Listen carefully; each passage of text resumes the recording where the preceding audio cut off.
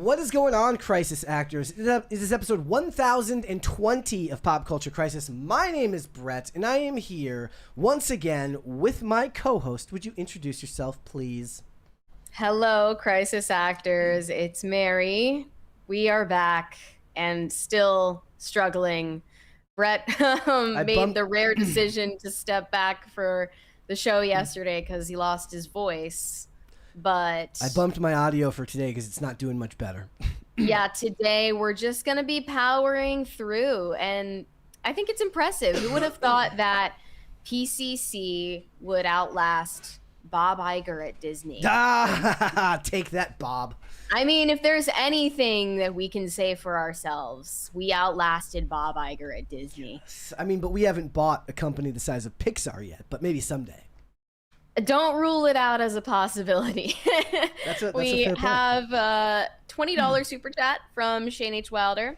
Happy Wednesday, Brett and Mary. How you feeling, Brett? You had us worried, buddy. Last time you missed a show because you were sick, was 2 years ago when Mary gave you the creepin' crud.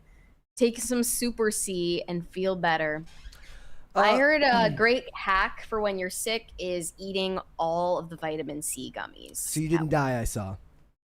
Yeah, I actually did that yesterday, just not because I was sick still, but they just taste so good, you know? They're better than candy, just normal candy, you know? They have, a different quality What, the texture's different? I don't know. I feel like maybe, yeah. I don't know. Yeah, they're really good. But nothing bad happened to me. I was totally fine, so everyone who's telling me that I was going to die was wrong. Good, I'm glad you're still alive. them all wrong. But yeah, that's what you should do, Brett. You should follow my footsteps and take a bunch of vitamin gummies. We got, excuse me, a $20 super chat here from Pop Culture Junkie. Says, final Oscar ratings, 9% drop from 2025 with 17.9 million viewers on ABC and Hulu. This is a 3.92 rating in adults 18 to 49, equivalent to about 5.3 million people. I'm sorry, about 5.3 million per million people. A 14% decline from 4.54 last year, live plus same-day tabs. We are going to get into a little bit to do with the Oscars numbers these days, so we're going to talk about that, but thank you so much for that, Junkie. We appreciate it. We do have a bunch of stuff to get into today, guys, so hit the like button on the video and subscribe to the channel. If you are new here and you have not subscribed here yet already, please and thank you. Share the episodes out with your friends, your family, your loved ones, people in your life that you both love and hate. The more people that you share the show with, the faster we can grow, so thank you so much for that. So what are we getting into today? We are going to talk about the Oscars, a couple of different things related to the Oscars, like Jake Shane, who is not somebody that I was familiar with before we were learning about these red carpet interviews and how people don't seem to like this guy. So we're going to talk about that. We're also going to talk about what really happened between Meghan Markle and Netflix. Well, apparently, what the precursor was to her leaving Netflix was the fact that she seemed to just get offended at any little old thing some Netflix executive said during one of their what would you call them? Strategy sessions, Zoom calls? This is what they're called. They're called powwows. Oh my gosh. I can't tell if you're being sarcastic or not. I don't know if I'm being sarcastic either. Is that a good way to describe it? I have no idea. It sounds miserable though. The what do you call it? It's not the interview class. The meetings class. It's like the laptop class. It's the meetings class. Yeah, no, it's not even the consultant class because the consultant class has to do separate stuff. Ooh, you know what? So I guess this might just be a movie thing. If anybody is someone, who has experience in an office, a corporate office, tell me if this is real. But the guy in the movie in the glass, board executive room having a meeting, or they're in this conference call or something. He stands up, he starts looking out the windows wistfully while barely participating in the conversation. There's maybe a golf club on the wall. He takes it off the wall. He starts taking swings in the air. I mean, I like the idea of being powerful enough one day that I too can look wistfully out a window as if I'm pondering bigger things as I give my orders to my employees behind me without actually looking at them. I like that idea. Unfortunately, the PCC studio does not have windows, so you're gonna have to pretend for now. I can do that. What else? But yeah, in sickness and in health, we power through to provide you the nourishing content that you deserve. Exactly. And So, speaking of I hope that's appreciated today. rich executives looking wistfully out windows as they dole out orders to their underlings, David Zaslav is in the news. There is this huge pay package that he is set to receive because of his brokering of the deal between Warner Brothers and Paramount. We'll get into that, and it kind of connects to the fact that it seems like all of the actors in Hollywood have to have side hustles these days. So we got that. We got a bunch of other stuff. If you're ready, Mary, we can go. Are you ready? I think I'm ready. Are you ready? I'm as ready as I'm ever going to be. You're as ready as you'll ever be. Let's go for it. I guess that's good enough. Yep. So on Monday, we were curious to find out the Oscars viewership numbers, wondering if it reached a new low, and it did. It was at an all-time low directly after the pandemic in 2021, and that was its lowest ever at like 10 million viewers. This year was a 9% drop from last year at 17.9 million viewers, the lowest since 2022, which was the year of Slapgate, actually. Although I guess, people saw all of that on social media. And that's really the story here, is that people watched the Oscars as usual these days in clips that they saw on social media, not on the ABC broadcast. Here's a couple of dates if you're looking for like an example of where it's gone to. In 2010, it was 41.3 million. 2015, 37.3 million. 2020, 23.6 million. 2025, 19.7 million. And now 2026, 17.9 million.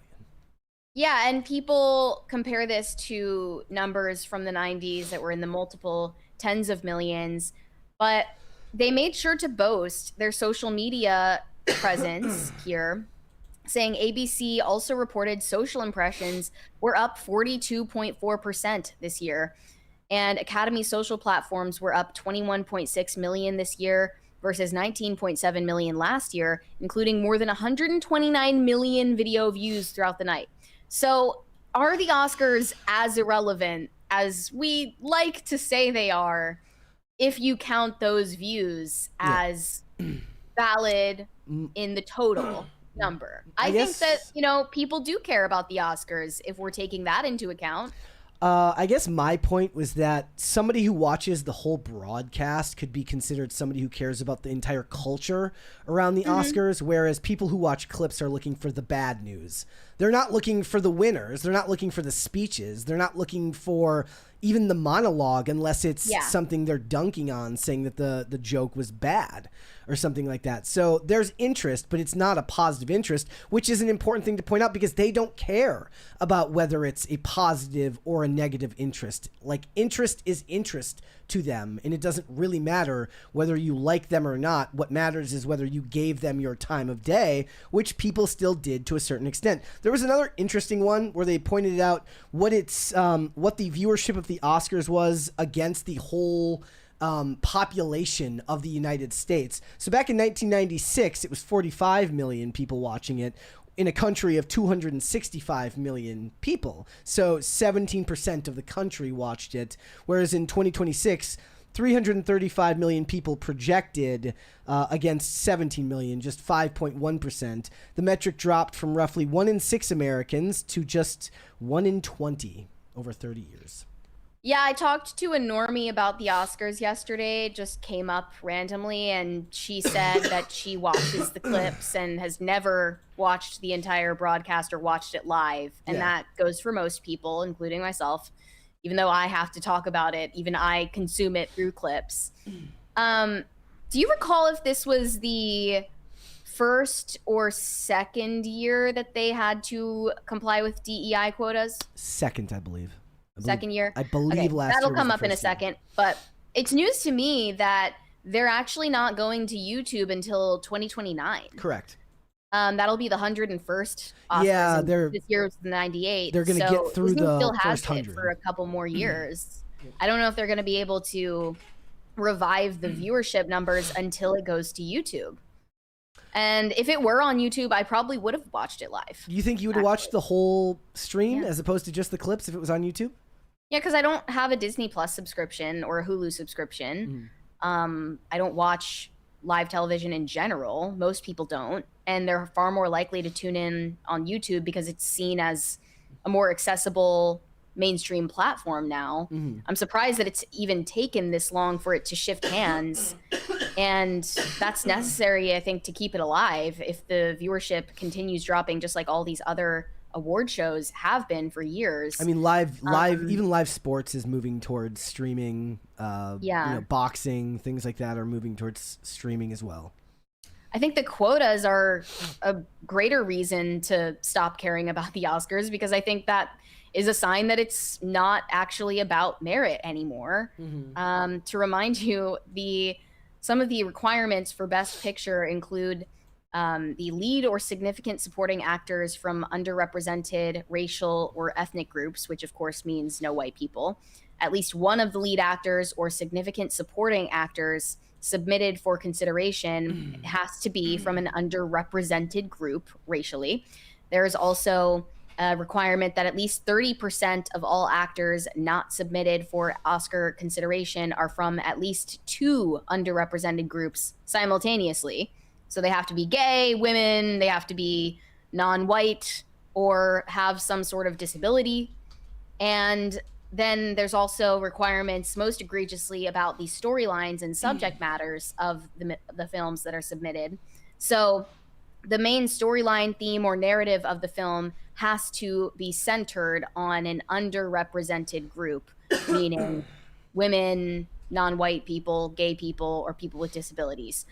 I think that's the worst of all. But also remember, it's not just about the talent of that comprise the film, but it's actively changing the stories that people are incentivized to tell. But you also have to remember that they do not need to meet all of the requirements. They only need to meet 2 of the 4. So they get around this by focusing on the ones behind the scenes rather than the ones in front of the camera. It also covers the crew and people behind the scenes. However, at least 2 department heads or creative leaders like casting director, cinematographer, or production designer are from underrepresented groups. At least 6 other crew or technical positions are filled by underrepresented groups. At least 30% of the overall crew is from underrepresented groups. I would have to spend like hours fact checking all of this, but someone claimed that if The Godfather were made in 2026, or rather 2025, it wouldn't have been eligible for an Oscar. And that, I think, is greater reason than anything to tune out of the Oscars, and a reason why people shouldn't care about it. But evidently people do still care to some degree if it's being algorithmically served to them. And another reason why people are kind of tuning out and they're not as invested in the Oscars is because they know that the voters are crazy and they're voting for reasons totally divorced from the subject of the film. And that is most evident in what happened with Timothée Chalamet's campaign. They basically admitted that they didn't vote for Marty Supreme because they think that Timothée Chalamet is annoying, which they're entitled to their opinion, but it's not supposed to be about what your personal opinion is of the actor. New York Magazine said ever since early October, when Marty Supreme premiered with a secret screening at New York Film Festival, Timothée Chalamet had been considered a strong candidate to take the prize that had eluded him on 2 previous nominations. What Chalamet wanted was to become the second youngest Best Actor winner in Oscars history. Wait, why would somebody care about being the second youngest? That's a ridiculous goal to set for yourself. What he got instead was a 3-week festival of disappointment in every corner of the film industry. Chalamet's Best Actor loss to Michael B. Jordan on Sunday night was the final step in what turned out to be a head-spinning rise and fall for the 30-year-old actor over the course of this award season. And this is, the full article is basically an admission that they didn't like his vibes. They didn't like that he said something shady about opera singers and ballerinas. Just remember, nobody cares. And it's not about merit. It's not about the merits of the film or his performance. It's just about who campaigns the best and who is, you know, I guess the best brown noser. Which is why they extended the campaigning time, which is why they moved the Oscars from February to March so that they could have longer time to brown nose and try to campaign to win Oscars. Exactly. But you know why you really should boycott the Oscars? Why? Because they're racist. I always suspected that was the reason. They're racist, guys. Even though a black man took home the Oscar for Best Actor this year, the Oscars are still racist. At least if you ask Black Twitter. They AI generated this image of Michael B. Jordan standing amongst the crowd of other black men who have won the same Oscar in past years. And he's standing there to represent 2026. And the caption says, 6 Oscars awards in 98 years is crazy, heartbreak emoji. As if that's not something to celebrate if you are championing the accomplishments of this racial group. No, it's actually something to whine and complain about. And the framing of this is so telling. Slate published, though it won a few big awards, Sinners ultimately set the record for most losses in one night in Academy Awards history. It does actually make up a really interesting point about the concept of framing and how important the framing of a story is to finding your target demographic. Theoretically, speaking purely theoretically before my voice gives out, which is that depending on who they want to appease, they can write articles for everybody in this context, where you could write about the historic groundbreaking work that Sinners did, being the most nominated Oscars film of all time. I think that was true. Somebody can correct me if I'm wrong. Yeah, they got 16. And how successful it was to go toe to toe with Paul Thomas Anderson, who's a legend in Hollywood, and kind of trade blow for blow all the major awards back and forth, back and forth, back and forth. And that can be a feel good article for everybody. Or you can focus on the fact that of 16, it only won 4, and then point out how Whitey, is the problem. Yeah. I can't even hate. Oh, your microphone gave out for a second there. Go ahead and fix that there. That's all right. On the day where my voice is so bad. The other thing that I thought was funny, and maybe we'll get into it a little bit. We made fun of Michael B. Jordan going to In-N-Out after he won his award, which of course played itself as, somebody trying to make themselves out to be just like you or I. It's what's supposed to pass for I'm the everyman in 2026. But what I learned later is that is actually an Oscars tradition for people to go to In-N-Out, and they actually serve In-N-Out at some of the Oscars events and such. I saw a picture of Paul Giamatti doing it. So he's right in line. He's there with everybody else. The racial demographic shouldn't matter. He is now a part of Oscars history. Yet here we are. I was unaware that was some sort of unofficial Oscars tradition. I still found it performative as hell, and the way that people characterized the In-N-Out run was crazy. Like he's some kind of Mother Teresa for going to a fast food restaurant after the Oscars. Did you see the post about somebody's I used to work at Sirius XM, and he came in to do an interview, and he was really nice, and he was really nice because he had to wait 20 minutes before they called him in to do his interview or whatever it was, and they got along really well. The guy said he liked his movies or whatever, and then on the way out, I guess Michael B. Jordan was like, "Hey man, keep up the support," which is a really funny way of keep going to see my movies. And I was like, respect. I don't even think he knows how that sounds, but I'm not gonna lie. Isn't that crazy how actors really get praised for doing the bare minimum, which is not treating non-famous people like trash? There is a difference in the culture here. So 20 or 30 years ago, it was endearing. You know how the trend now with the online trend with women is the bare minimum, sis. It's what is now the bare minimum, sis, used to be considered novel because they were, maybe it's because you've heard the stories about the celebrities who are divas and don't treat people everybody's heard the stories about Jennifer Lopez being awful to regular people. So when a celebrity is nice to regular people, and for all intents and purposes, that does seem to be Michael B. Jordan. Left and right, most of the people that I saw were very, very happy that he won, and they like his work, and he's been around a very long time. Everybody knows I love The Wire. He was acting on The Wire when he was like 13 years old, so you love to see somebody succeed. But it is weird how you get celebrated for just being a normal human being. But I suppose the alternative is like, and that's weird, me and you now praise the Gwyneth Paltrows who don't even bother trying because it feels more authentic. Exactly. I think it's ultimately like praising a fish for swimming. And I mean, our take is always like, look, even if you're just pretending to be a nice person, that's good enough for us. But also, if you're Gwyneth Paltrow, you don't even have to do that, and we'll still make an excuse for you. But this caption is insane. Winning an Oscar, and instead of going to an expensive party, you go to eat cheap food and interact with the restaurant staff and fans. Lessons in humility. All that is like, lessons how in is ego. that?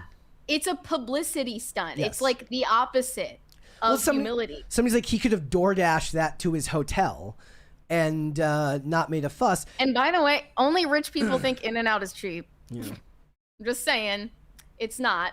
But yeah, so Sinners, they're saying that it only won 4 of 16 awards it was nominated for, and that just shows how much work still has to be done for us to pat ourselves on the back for not being racist anymore. And of course, in another performative male moment, Michael B. Jordan posed in front of this portrait of Sidney Poitier, the first Black man to win an Oscar for Best Actor in a Leading Role in 1964. And he's, posturing as, sort of taking up the torch for the community or something. It's really lame. And one other thing that makes it lame is that actors of that prior generation didn't self-mythologize this way. Like, I just went back and watched Sidney Poitier's acceptance speech from the 1964 broadcast of the Oscars. And his acceptance speech was 2 sentences. And then I go and watch Michael B. Jordan's acceptance speech. And not only is he, fumbling over his words, but he takes 2.5 minutes to do it. And then poses in front of this portrait of an actor who he feels he's on par with now. It was just so much less self-referential at the time of the original. That's everything now. So an interesting place to put that would be WWE now.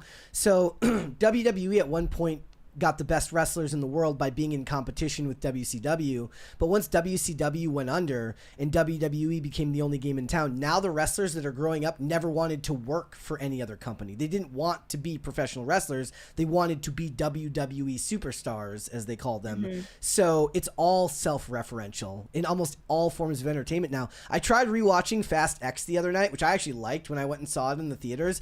And the amount of like Fast and the Furious in-jokes or references back to prior movies was out of control. Like, they didn't need to be there. The movie would have been a fun popcorn flick without the constant references back to prior quotes and stuff like that. But that's all of Hollywood now because they're not building anything new. Everything's being built upon stuff that already existed. I'm sure it wasn't lost on Sidney Poitier that it was a historic moment for him to win an Oscar and be the first Black man to win that award. I'm sure that was not lost on him at the time in 1964. I'm sure it wasn't. But he didn't feel the need to even reference that in his acceptance speech. He actually thanked a list of like 5 different white guys who helped him get there in his career. And then just said, thanks, good night. And Michael B. Jordan, on the other hand, has to make it into this self-aware, like painfully self-aware social media PR stunt. And it's just cringy. And the Oscars, of course, was desperate to avoid a BAFTAs-esque scandal involving Tiana Taylor, who thinks that she was unfairly targeted by a security guard at the event, even though they had a heightened security presence and needed to keep people under very strict guidelines. She claims that she was shoved by a security guard and believes that this was racially motivated. So the Oscars had to make an official statement in apology for this peasant daring to touch one of the stars. They said, "We were extremely upset to learn about the experience endured by Tiana Taylor at the end of the Oscars ceremony last night. We have worked with Tiana over the last several months during the awards season, and she has been nothing short of remarkable, supportive, kind, and all about community. Though the incident was with our outside security firm, the experience of every single guest is our responsibility. We have made it clear to them that this behavior is not acceptable. We want to thank Tiana for showing remarkable grace, and we are taking the appropriate measures to ensure this does not happen again." And Tiana Taylor responded to the statement from the Academy, thanking them for their understanding. But, you know, remarkable grace is not really what I saw in that video. I saw her making an embarrassing scene and screaming at somebody that she considers less important than her as a human being. She should hang out with Chappell Roan. Yeah, I did not see remarkable grace, but I guess as long as she didn't shank someone, we have to be grateful for that. Well, I mean, someone compared it to that moment at the Cannes Film Festival a couple of years ago when Kelly Rowland got into this insane screaming match with one of the organizers at the event. Wait, wasn't that because she was like trying to walk up the stairs that cost extra money to walk up? Yeah, you have to pay for that place to get photos, but she may have not been aware of that and assumed that she was a victim of egregious racism. Can we also just one of these French employees working the event? I understand that this is press junket or like press release speak, but can we dispense with the idea that anybody was extremely upset about anything here? If you were extremely upset about that, like, I would love to know how you feel about things that actually matter. Yeah. That's crazy. It was like that. Remember that Starbucks scandal where like a couple of black guys got arrested because they were loitering inside the Starbucks without buying anything? And then I think the CEO came out and said that he was he said something like, I was horrified, I was shocked and horrified at the incident and whatever. Like, no, you weren't, first of all. But also, even if you were, that would make you clinically insane. Yep. This is just like, I don't know. It's just so, everything about it is so performative, and Tiana Taylor was embarrassing herself and everyone around her. I don't know if you can grace or even basic etiquette in that video. I don't think you can go back from this now. There's too much social capital to be gained in self-referentialism and some form of social engineering that comes from these types of speeches. It's just, it's too easy. It makes for too easy a content. I don't think you can come back from this. I think this goes on forever. Like you said, and this doesn't just stop at stuff like you just mentioned. What did you say? Timothée Chalamet wanted to be the second youngest. Like, shut the fuck up. Yeah, that's not even like a racial. You absolute dork. Like, shut the fuck up. Like, that's just another fake milestone. That's what I mean. Like, they all want to set records because nobody. That's the problem. They all want to be trailblazers, but the trail has already been blazoned. I'll tell you, whatever. If Timothée Chalamet being kind of annoying and not winning an Oscar because of his vibes if that argument holds any water, I 100% believe that Michael B. Jordan was given this Oscar in a way as a consolation prize after what happened to him at the BAFTAs, which, by the way, nothing happened to him. He just heard a slur that was involuntarily uttered by someone with a neurological condition. But I honestly believe like that people voted for him because they wanted to boost him up after he was a victim at the BAFTAs. No, look, I don't know. Absolutely. Because Delroy Lindo didn't win, Like, they made a point of saying that when Delroy Lindo lost, he didn't even clap for the dude who did win for, like, I think it was Sean Penn who won. Like, I don't buy that argument in this case. What like, was the nomination that Delroy Lindo got? Like, for supporting actor.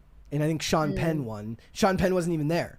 I don't believe that. Well, best lead is definitely a higher caliber. But they award, both switched off. But those two movies switched off on like every category. Like, I don't believe that it was a consolation prize. I think this is just the way it shook out for this. But all of it is very, very frustrating and keeps us back by having to constantly acknowledge things that have already changed and we've already advanced as a culture. But like we talk about most of the times, when you're talking about any type of charity or cause that you start a business with, you know, whether it's a 501c3, you don't want to put yourself out of business, so you have to find new things to champion. You have to find new ways of continuing your grift. Otherwise, you'll put yourself out of business if you actually solve the problem. And I don't believe, for example, everyone's like, oh, they should have just accepted their awards and then people would have watched the Oscars again. No. This stuff doesn't matter anymore in the sense of linear television. Like, if it was like the most perfectly neutral, all of Conan's jokes were 100% approved by both the left and the right, and every actor said, I'm so grateful to be here, I love my job, thank you, the audience, they still wouldn't have watched. Nobody cares anymore. And other than to look at clips, as we talked about in the previous segment, they only care about the social media side of it. What their logic is like, even bad publicity is good publicity. So they have to keep pushing these types of stories. Yeah, I think that there's no way to restore the mystery that once surrounded movie stars. No, because they have to have social media presences now. In fact, Michael B. Jordan is the rare example of somebody who doesn't put themselves out there consistently on social media. Hence why I always bring up that quote from Denzel Washington, where he told Michael B. Jordan, he's like, don't post a lot on social media. Who's going to come watch you in a movie on Friday night if they see you for free Monday through Thursday? Makes perfect sense. But whether it was Dakota or Elle Fanning or whichever one said they wanted to delete their social media and then found out afterwards from their manager or their agent that they had to have it, otherwise they weren't going to get hired. They have actually trapped these actors in a horrifying cycle of abuse from the public, also that they can like partner with their like side hustles to make movies. Was that Scarlett Johansson that said that, or just something similar about how you need a certain follower count to a lot of actors have said a that. green light? I mean, a lot of actors have said that, but it was one of the Fannings that said that they had to have a specific size profile. So, all right, what would you like to see, cringe or cute of the day? Let's see the cute first. All right, here we go. We'll do cute of the day first. This one's from Cleric, who has submitted before. I don't know if we did this one before. I know Cleric has submitted before, but I'm going to show it anyways because it's cute. There is a kitty in the window. You can't see it, but it's hiding down there. It says Chippy's in the laundry, and Peeps thinks he's hidden. Well, Peeps is not hidden, but that's okay. That's cute. It needs to go in for a wash. Yeah.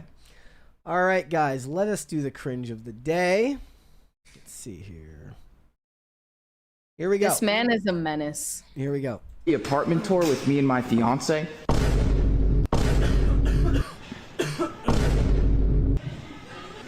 Thank you. Could I leave it here for now? I have to carry my wife around since she's paralyzed. Yeah, I'll hold it. Okay.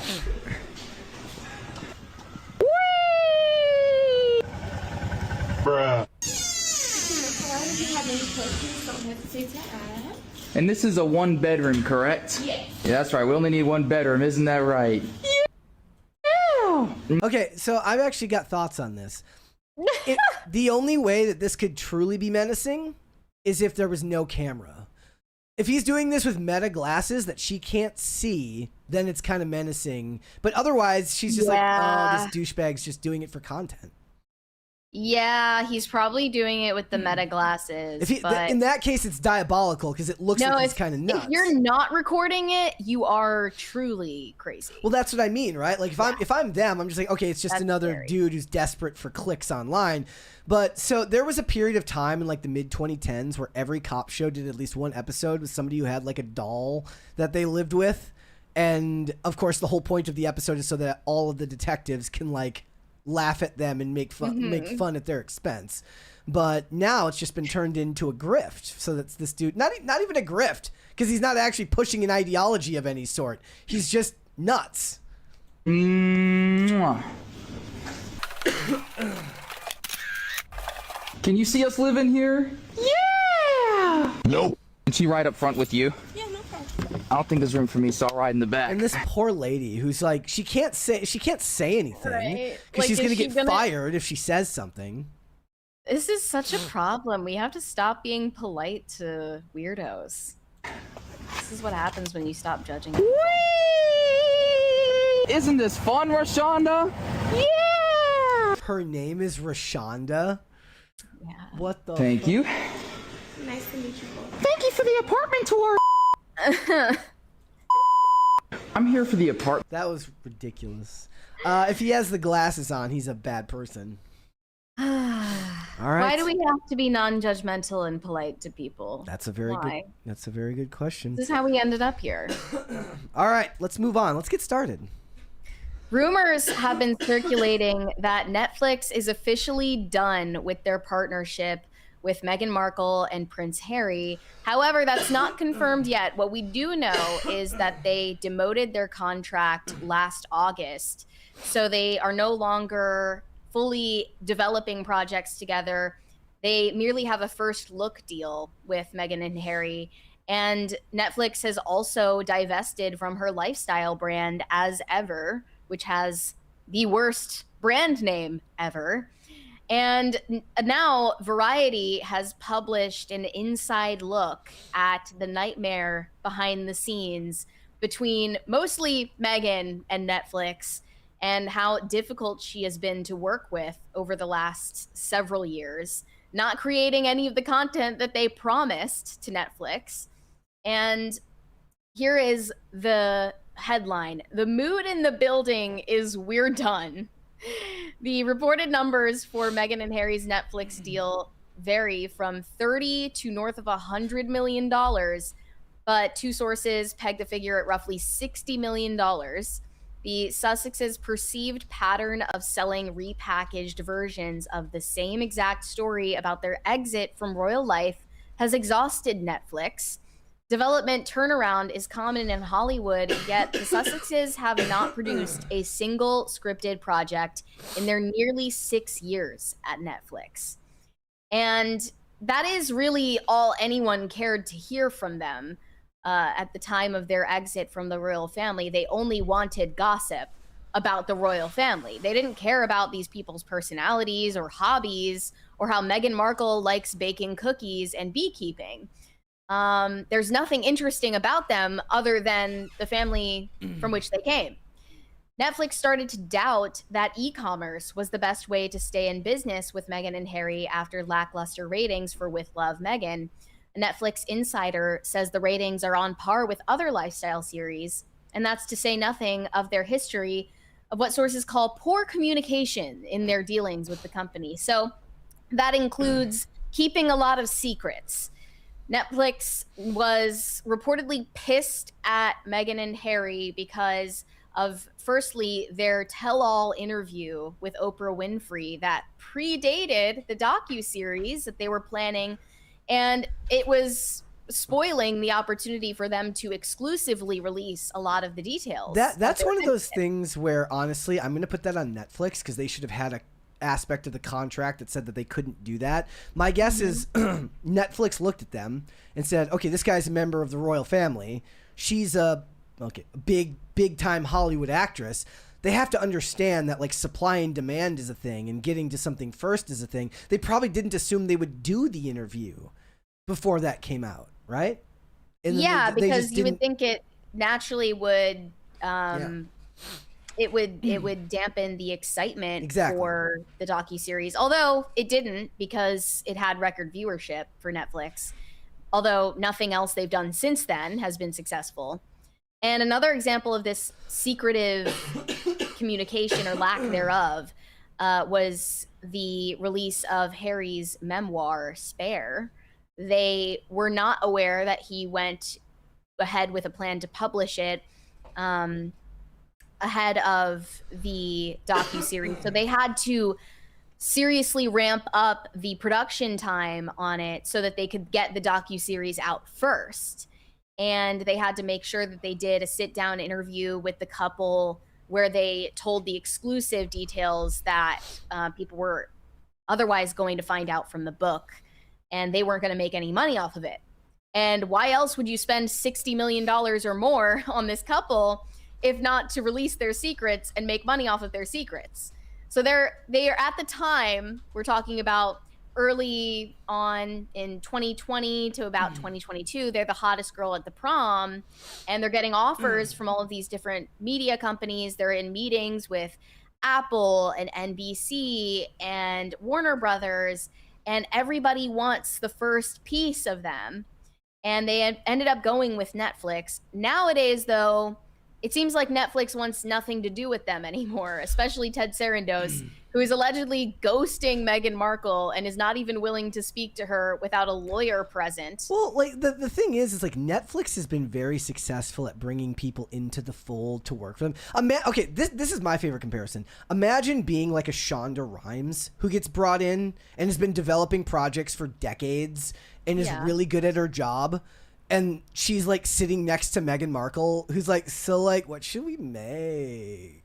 Yeah, like that's been one of the number one complaints with Meghan Markle, is that she basically went into this deal expecting Netflix to come up with all of the ideas. When ideally you bring on celebrities because they're the draw. Yeah, like they're like, look, we brought Barack Obama on. He gave us some climate propaganda. He knew what he wanted to make. And insiders say that Meghan Markle has long conveyed that Hollywood is her domain. And now this is the most like salacious part of the Variety piece, I would say. They say that where is it?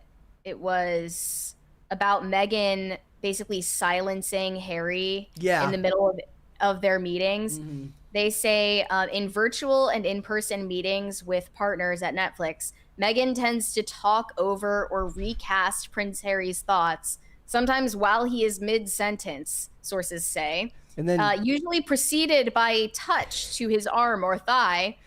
And they had Meghan's lawyer respond to all of these claims throughout the article, and every single one he says the same thing, that it's categorically false, categorically untrue. What does that even mean? They say, I don't even know how what does categorizing have to do really with it? False. It just means it's super duper not true. Like, is there like a version of like where it's true, it's just false under the pretense of categorical falseness? Is there like is there another version of this where it's true?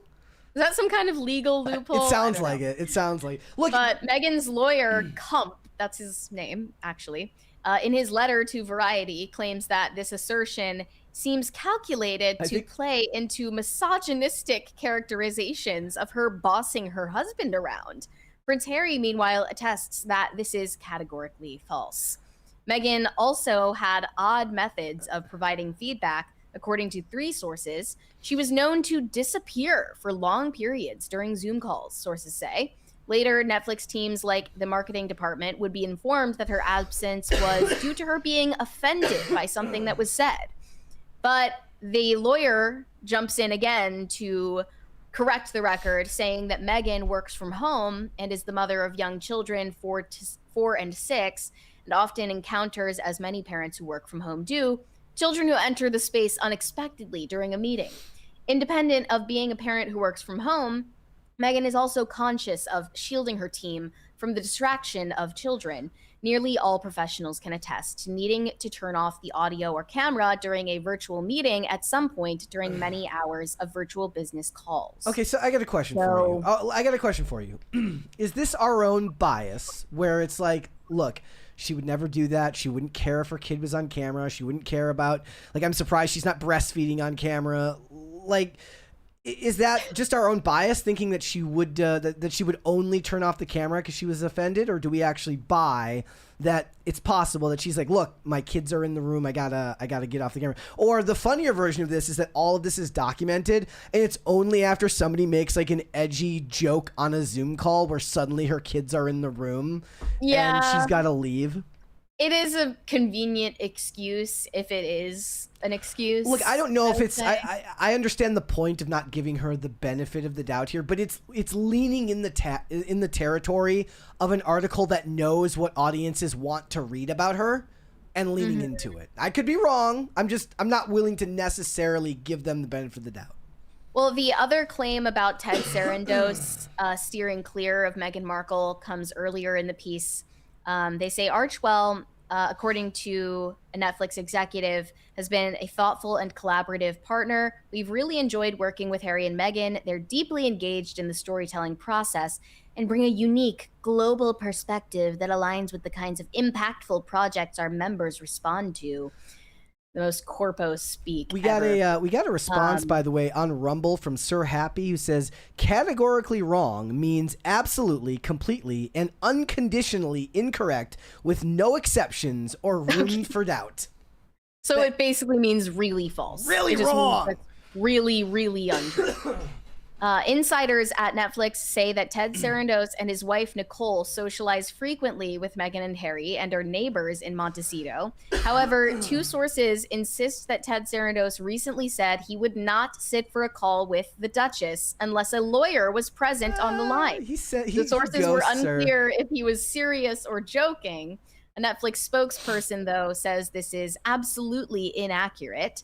And a response from Meghan's lawyer, once again, says this is blatantly false. In fact, Meghan texts and speaks with Mr. Sarandos regularly and has been to his home sans lawyers. Somebody needs to make the Ben Affleck smoking outside meme, but with Ted Sarandos. So I was under the impression that they didn't have anything in the works with all of these rumors going around. They that still have a rom-com. Netflix totally cut ties, but there are two scripted features in the works between Archewell Productions and Netflix. One is an adaptation of the novel The Wedding Date. That's the rom-com, which recruited writer Tracy Oliver. And then another one is a movie based on Carly Fortune's book, Meet Me at the Lake. A writer-director on the latter project will be announced in the coming days, said two sources. And with regard to As Ever, Meghan has hinted that she's exploring ways to deliver more bite-sized content, such as 2-minute recipe clips. That's so fun. I can't wait to learn about all of the ways that you can use dried flour sprinkles in your home. You can even use flour sprinkles in your toilet to decorate your toilet water. I can't. We did a segment last week. We did 72 saucy ways to use flour sprinkles in the bedroom. We did a segment writing like Cosmo articles. We did a segment last week where I asked Grok how to fix her image, and it gave horrible advice where it was basically trying to make her even more fake than she already is. What did it say? It was basically like she needs to issue an apology. I'm like, nobody would believe it, even if she did. And she needs to do like a really good sit-down interview where she acknowledges the failings of her businesses. And I'm like, again, nobody would believe it, even if she did. And going to a corporate site would just feel fake. Mm-hmm. But the point is, she needs to divest herself from any corporate influence whatsoever and go on not just a heel run, but a heel run that's only on social media. It can't be connected to brands because it's gonna, it's gonna look like? It's gonna look like Synergy. It can't look like Synergy at all. In fact, she should only sell products on Teespring. Like if she's gonna make merch, it should be on Teespring, and it should look as low rent as possible to make it look like she should open an Etsy shop. Yes, honestly, yes. I think that would be great. And I agree with you. Maybe that's proof that, well, I guess not proof that PR consultants shouldn't be replaced with AI, because they've come up with even dumber ideas for her. We should definitely be hired by Meghan's team to rehabilitate her brand. We've always said that she should follow in Gwyneth Paltrow's footsteps. Yep. And she might be wising up to that.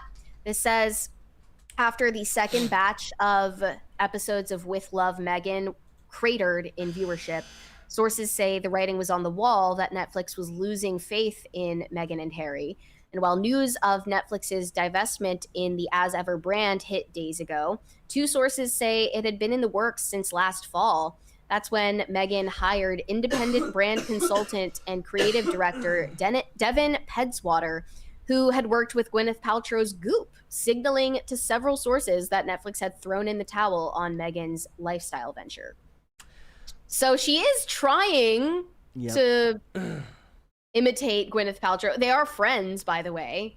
I think Gwyneth would have some valuable insight to offer Meghan about how to embrace being unlikable. I like the idea of like Meghan Markle going up to Gwyneth Paltrow. It's like, how do I come across as like likable? And she's like, why would you do that? Like, by the way, I forgot what this Spotify executive Bill Simmons had said about Harry and Meghan, and I'm honestly surprised that he just came right out and started throwing F-bombs in 2023. This was on his own podcast. He said that the couple are effing grifters. And in January of 2022, he said, you live in effing Montecito and you just sell documentaries and podcasts and nobody cares what you have to say about anything unless you talk about the royal family or complain about them. we got a 20 that I missed. I'm so sorry, from Pop Culture Junkie. Says ABC's Oscar deal allowed them to match YouTube's offer and keep them.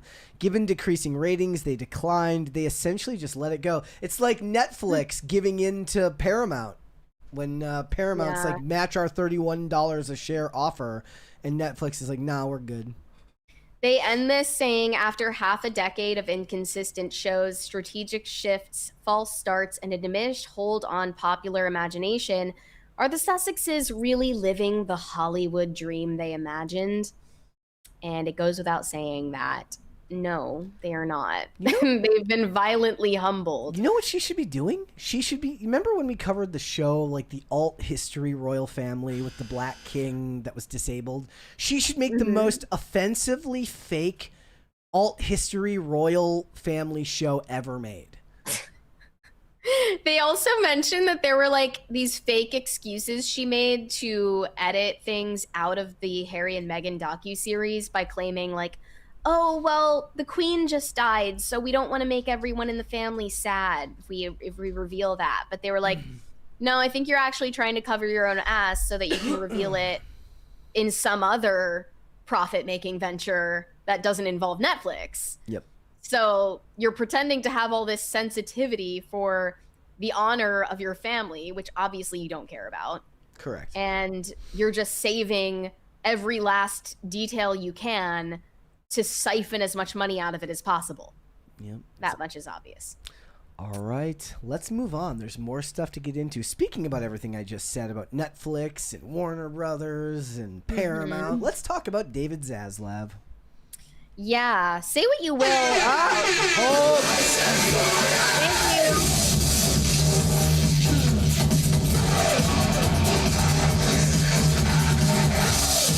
That was pretty cool. Okay. Dang. Let's hold. The crisis party kind of irritated your Yes. throat there. Let's give it a second here. We're gonna wait one more second. Right. Wait for this to clear, and then we're just gonna roll it back. In skating, we call it a rebate. We're gonna start from scratch here. Go for it. Are we sure that's not? You're good. Running the money guns again? Nope, you're good. Okay. So say what you will about David Zaslav. Everyone has mixed opinions about him at the head of Warner Brothers, especially now that this controversial merger between Paramount and Warner Brothers is confirmed to be taking place. This new headline really spun some heads. David Zaslav will receive $887 million as compensation for the Paramount Warner Brothers merger. Meanwhile, this is according to Discussing Film, thousands of people are expected to lose their jobs in layoffs after the merger closes. So this is just playing perfectly into the existing hate train for David Zaslav and for billionaires in general. Okay, so before we get into all of this, I did pull up the article from Deadline that gets in a little bit to all the numbers and everything, but I was curious because so you showed a tweet earlier, and we'll get back into it, but I want to make the point where they said he devalued the company. All he did was change the HBO Max logo 5 times in 5 years. 1 year ago, the stock price for Warner Brothers was $10.48. 6 months ago, it was $18.70. Today, it is $27.64. It will then sell all of its outstanding shares to Paramount for $31 a share. 3 years ago, it sat at $14. So it had dropped before he took over. He took over and rebuilt it and then basically turned it into like the prom queen of companies, where everybody apparently wants to take this company out to dinner because he got Netflix and Paramount fighting over them. He slashed budgets. He cut projects for tax write-offs. He didn't think like a creative because he's not a creative. He's a businessman. That is his job. The problem is the creatives, they want all the money that comes from the businessmen, but they want the businessmen to treat them as if only the creative's opinion matters, when there is more at play than just whether the movie that comes out is good or not. Unfortunately, I would love it, and there's a middle ground here most of the time, right? I don't think that if you put executives in charge of the projects that you're going to get great art. Warner Brothers itself has proved this time and again by getting overly involved with a lot of the DC projects to their own detriment and ending up screwing them up. They did that to David Ayer when they cut up the Suicide Squad into an unrecognizable mess. But the point is, anybody saying that David Zaslav isn't doing his job is 100% huffing copium. Well, it wouldn't it depend on what the value was when he took over in 2022 compared to now? I mean, I'm just going from a year ago because that gave him time to start rebuilding. Because when they took over in 2022, so by 2023, he would have finally been in charge of certain projects, right? And then he starts cutting budgets. Then Batgirl gets cut, and Coyote vs. Acme gets cut, and all that stuff, right? So he took over in 2022. We're looking through the fiscal year of 2025. So you have about 3 years to cut tons of money off the debt, because that plays a big role in how they get bought, right? Nobody's going to want to buy you if you have $100 million in debt, but $33 million in debt, we can do that. So he did his job. His job was likely always to either cut the fat off and trim them down for a sale, or what he initially intended to do, which was to separate Warner Brothers and Discovery and turn them into separate ventures.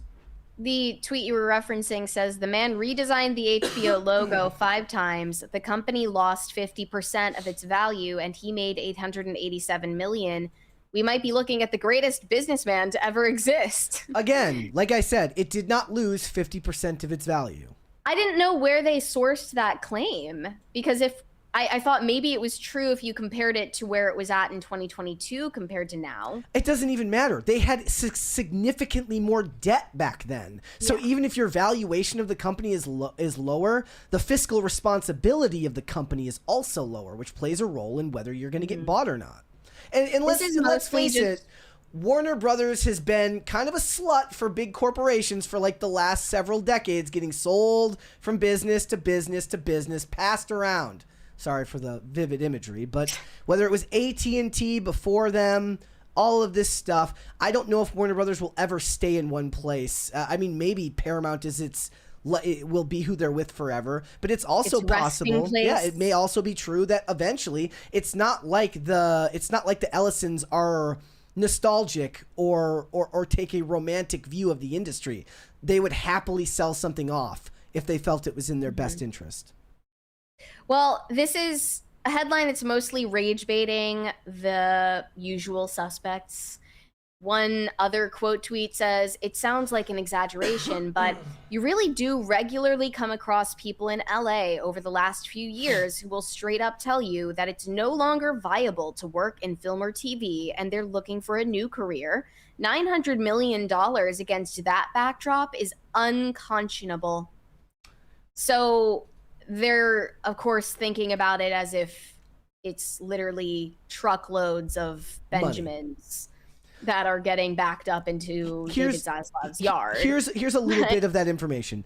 This bundle that he's getting, it's composed. It says an SEC filing on Monday laid out the bucks based on the $31 a share cash deal and the severance agreement included in his contract. Right.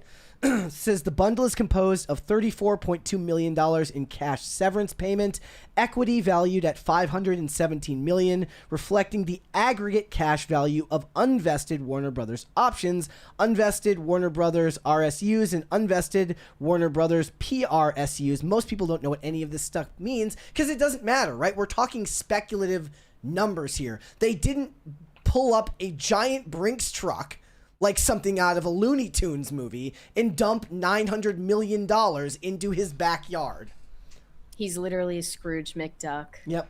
Diving into piles of gold coins. The document also included a tax reimbursement of $334 million that was calculated based on a March 11th close for the purpose of filing. The company said the tax reimbursement number will go down over time before the actual close as Zaslav's options vest. And obviously that stuff happens the longer he is there. Nonetheless, it did include the figure. Like, it feels like they shared this number because they wanted to make it as obscene as possible.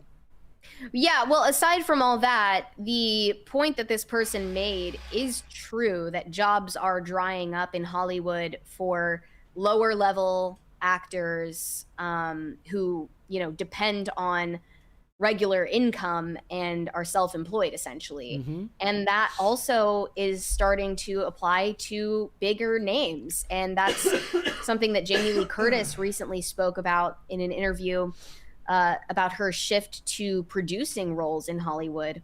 She said, "I see the lists of actors who are available for work. And when you start going down these lists, these are people who have starred in movies, had their own TV series, and they're willing to go on tape for a small part in either your movie or your TV show.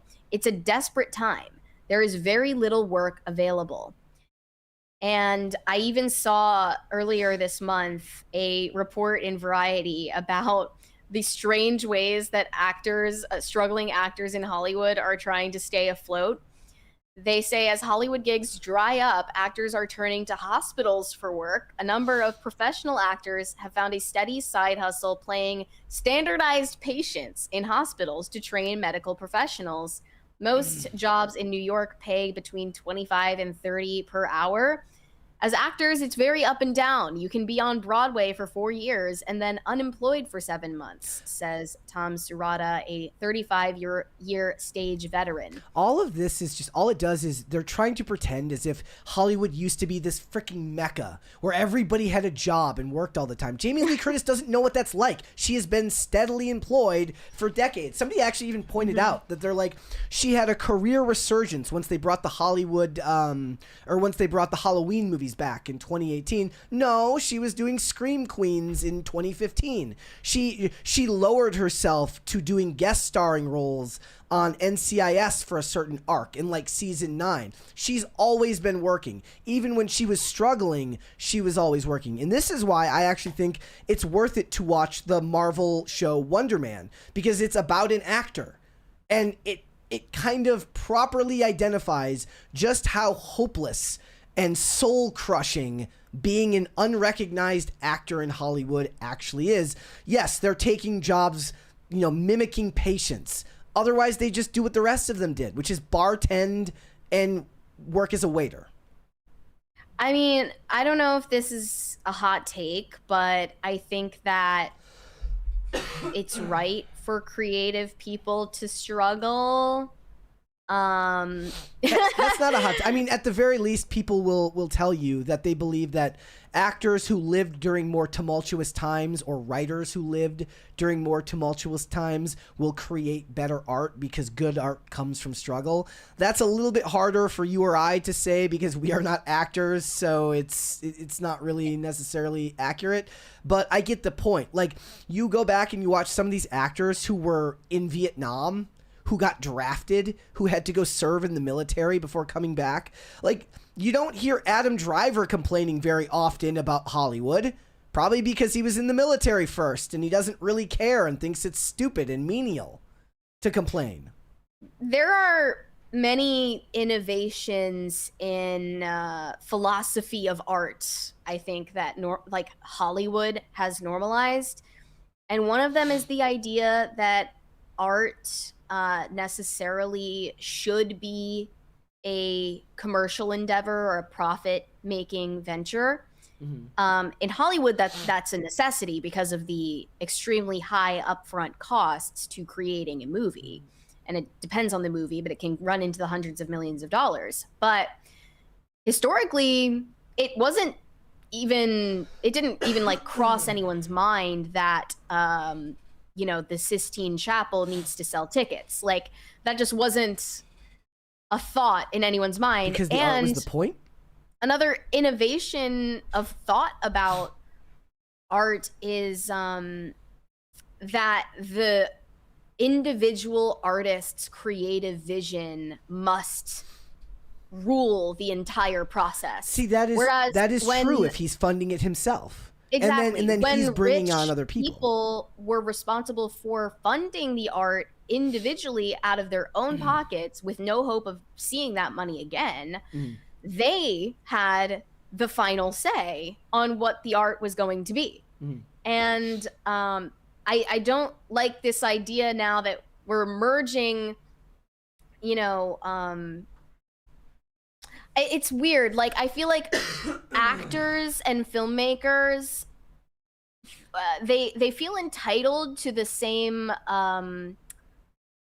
structure of funding art that was like noblesse oblige in the old world, where rich people just give you money because they believe in it, and they believe it's important that you make the art. But at the same time, they want to like shoehorn that into a commercial project. Yes. That doesn't make any sense. I've just been like kind of, I don't know, rolling that idea around in my mind for a while, and it's very frustrating. Yeah. I mean, you could make the point that for a lot of them, for a lot of the creatives in Hollywood, maybe less so for the actors because they're just kind of a blank canvas and it's their job to bring the role to life. You could make the argument, I guess, that maybe they have a different interpretation of the character, right? And they want to go with a certain interpretation that the director or something wouldn't like, but it's the writers, right? So I did a video a couple of weeks ago about the ones in Hollywood that complain when their stuff doesn't come out well. Well, what I found when looking back at our old videos, that it was a lot less the actors and a lot more the directors who complained when their movies weren't taken well. So whether it was whoever the dude was who directed Terminator Dark Fate, Tim, whatever his name is, I forget his name, him or James Mangold when Dial of Dysentery didn't do well, and he said that he just assumed that it was because the audience didn't Dial of Dementia, like that the audience couldn't connect or didn't want to accept old man Harrison Ford as old man Indiana Jones, despite the fact that he did it right properly with old man Logan in the movie Logan, right? So he already had the formula. At least somebody at Disney at that time's like, here's a movie about an old character. Let's give this guy another movie about an old character. Makes perfect sense. And then when it doesn't work out, it's the audience's fault. And all I've ever asked from any of them is to say, we tried. We're going to go back to the drawing board because clearly this didn't work. And that's fine if they want to complain that you didn't understand their art if they funded it themselves. But when you get hired to bring something to the screen, your job, first and foremost, is to make that money back for the direct. They can lie all they want, and they will lie to you and say, what we really cared about was the character and bringing that character to life and telling the story. They don't care about telling a story. At least nobody at the executive level cares about telling a story. At least they haven't since Walt Disney died. They care theoretically about making money back on their investment. Now, there's two schools of thought on that. Some of them believe that all they care about is the message and they don't care about losing money. If that was true, then they would continue to be losing money and not try to course correct in the last couple of years, which they have done, removing scenes about, LGBTQ stuff from Pixar movies. No, what they want is to make money, and they're not willing to admit that when that is the job, their first responsibility is to the customer, because they're the ones who have to pay for it.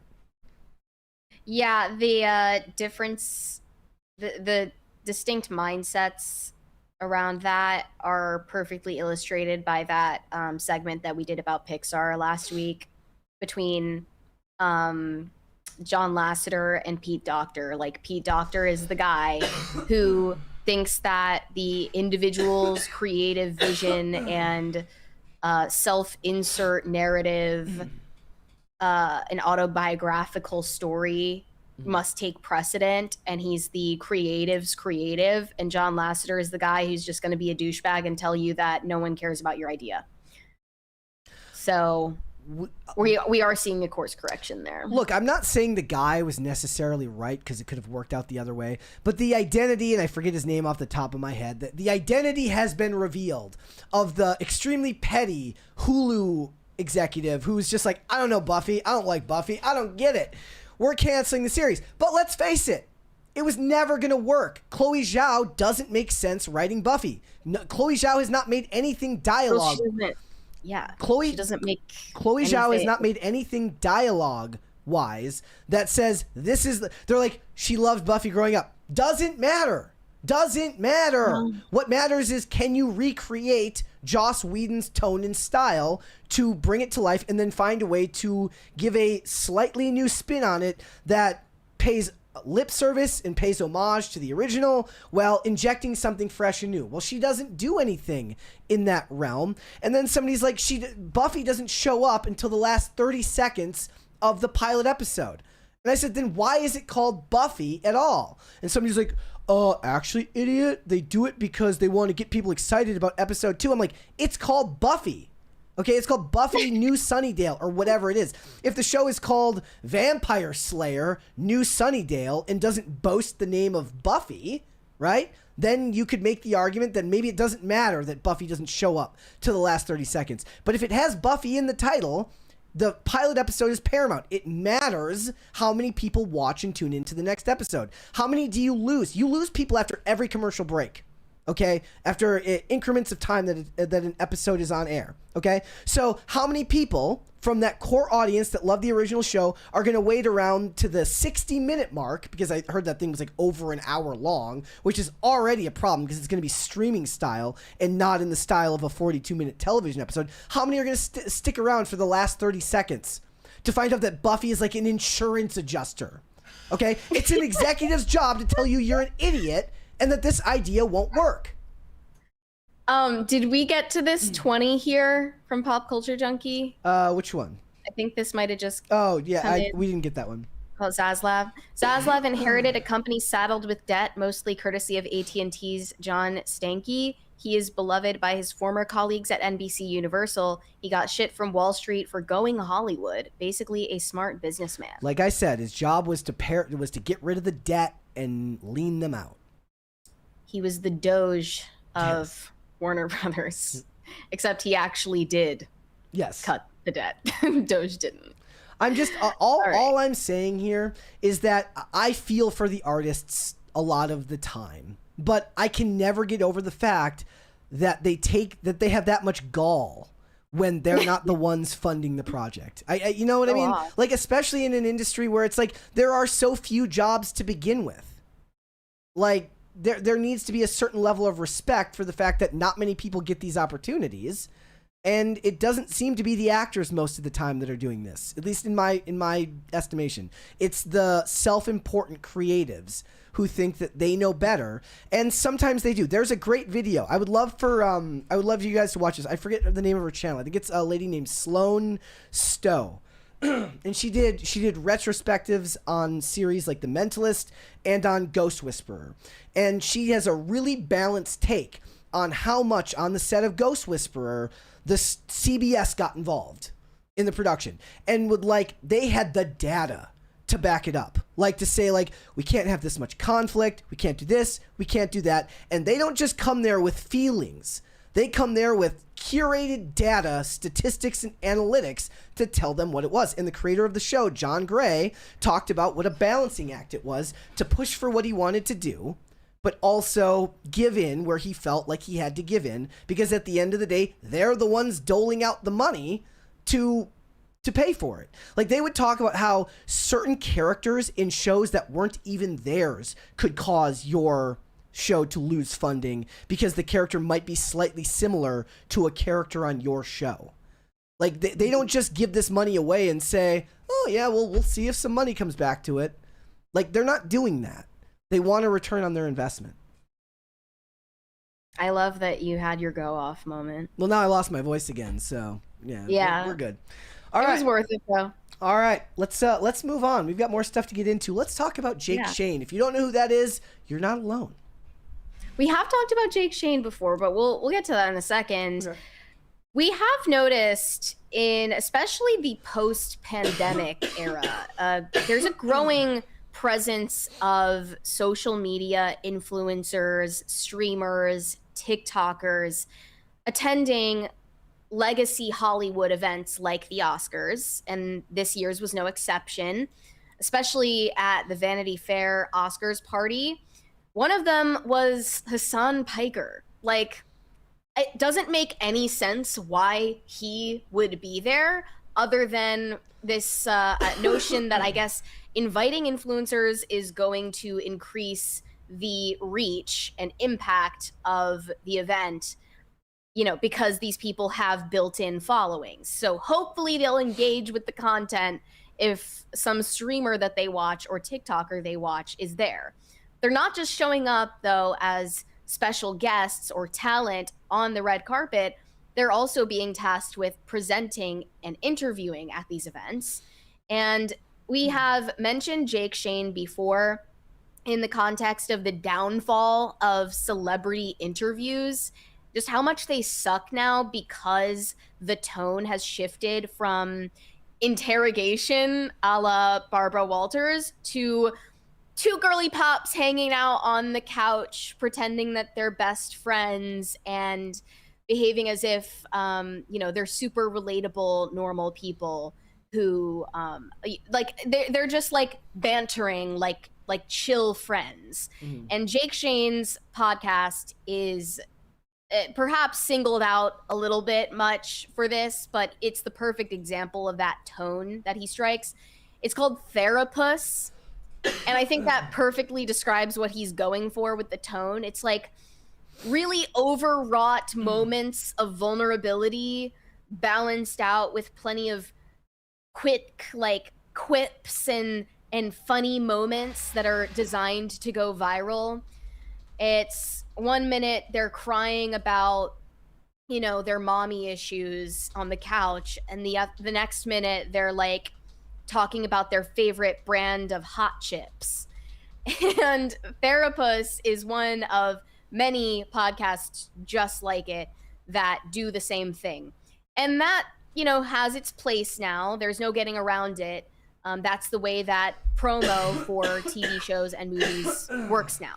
But it's a much different scenario when you invite someone like Jake Shane, this long-form podcast interviewer, to go to an event at the Oscars in real life, face-to-face with a bunch of movie stars, trying to engage with them about their projects, not, talking about food and boyfriends and feelings.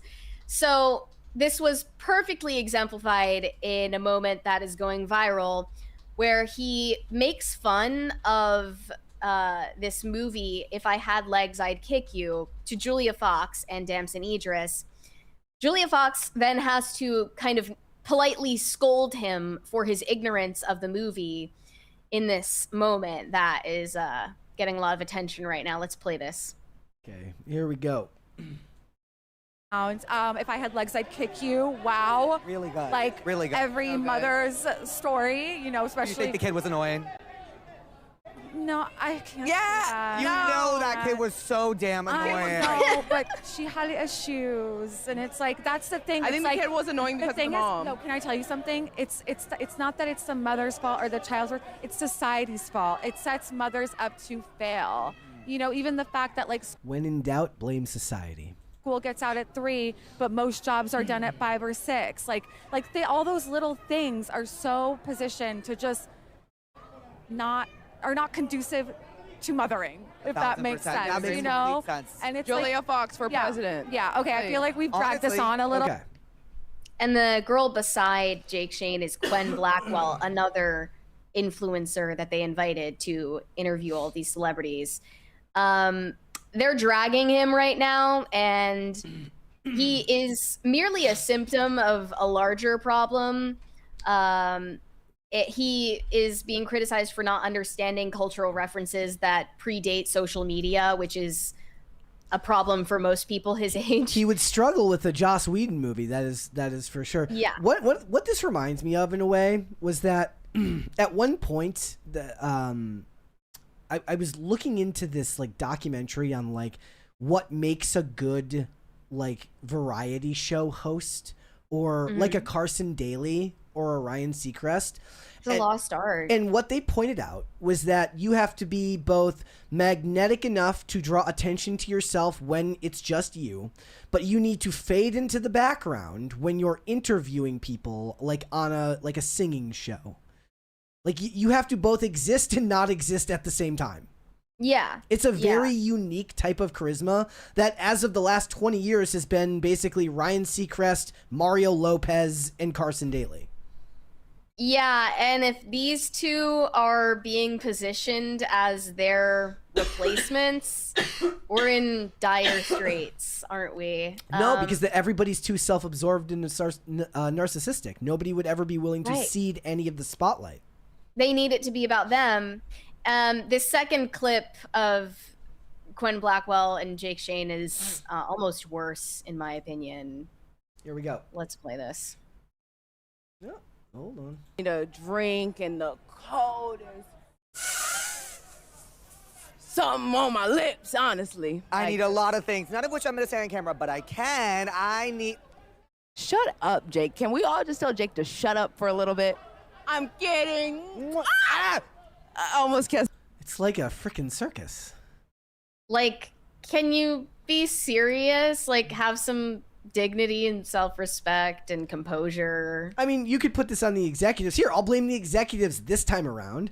I just caped a little bit for David Zaslav. Let's dunk on the executives when they get it wrong, because some executive, some producer had to be like, you know what we should do? What are those freaking TikTok kids doing these days? That's who we should bring to do the hosting here. And then somebody's like, well, there's lots of like famous show hosts we could get. Like I said, get a Ryan Seacrest.